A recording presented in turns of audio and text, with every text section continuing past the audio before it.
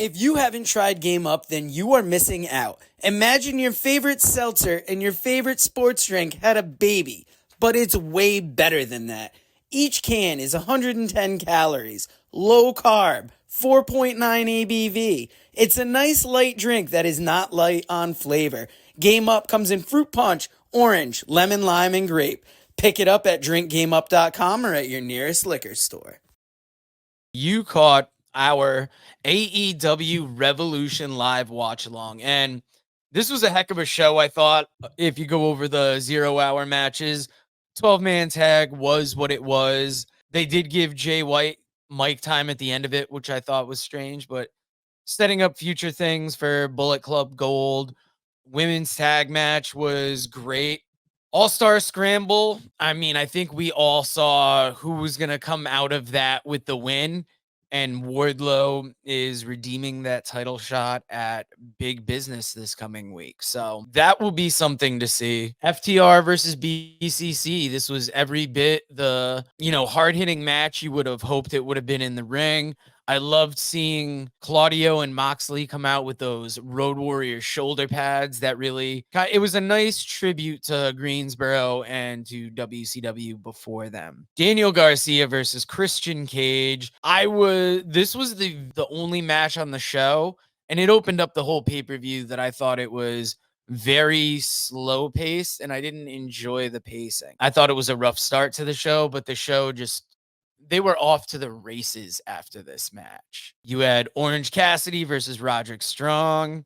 I think we expected Strong to win this title. It's going to be interesting to see what AEW can do with Cassidy going forward since they took this title off of him. It felt like he's been the centerpiece of this TV show for a while. And I don't know, some people are a fan of it. Some people aren't as into it. So we'll see where it is going forward. It's good to see Roderick get a title. I thought his work with this character has showed us another side of Roderick Strong that we have really enjoyed. Match of the night. It's between one of these next two matches because Will Ospreay versus Kenosuke Takeashita. We knew Ospreay was going to come out big and try and show us something different. Not something different, but show us that he is in AEW. And I think this match was really his hello. It was a big pay-per-view match. I think it's going to be in contender for match of the year at the end of the year. And I really enjoyed it.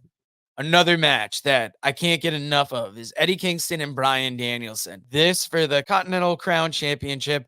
I thought for sure Danielson was going to walk away with this, but instead he made Kingston look like a world beater. And the more we see from Eddie Kingston, I feel like the better this run is getting. The women's championship match between Toni Storm and Deonna Purrazzo. It was great. I mean, I didn't think Deonna was going to win the title, but she definitely came in and looked like a contender for that championship. And it's good to see where this story is going. I thought for sure that was Toni Storm coming out in the beginning. I had the volume dropped a little bit because we were doing a live watch along, but Mariah May dressed up as this old Toni Storm gimmick is great. And I'm waiting to see the fractures between Mariah May and Toni Storm, but this is one of those stories that AEW is doing well, and I like to see how it's progressing down the line. World title match between Hangman Page, Samoa Joe, and Swerve Strickland. I thought for sure Strickland was winning this. I was surprised when he didn't, but one thing that stood out to me was that Hangman cost Swerve the championship, and I feel like there's going to be further, animosity between them. I don't know if they're going to get another match or if this is going to be a feud we are going to revisit down the road, but this was quite enjoyable.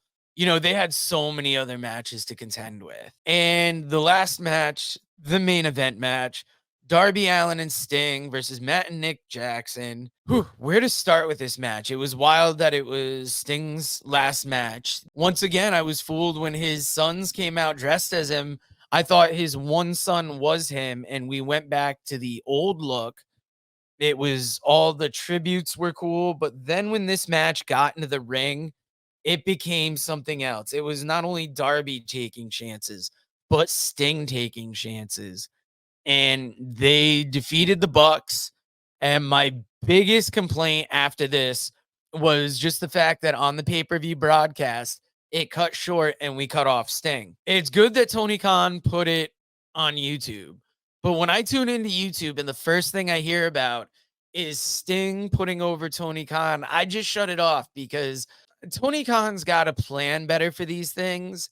And people watching the pay-per-view might have wanted to see that. People don't always want to go to a second screen for their entertainment. But if you do, I highly recommend the Working Fans podcast if you're going to do that. But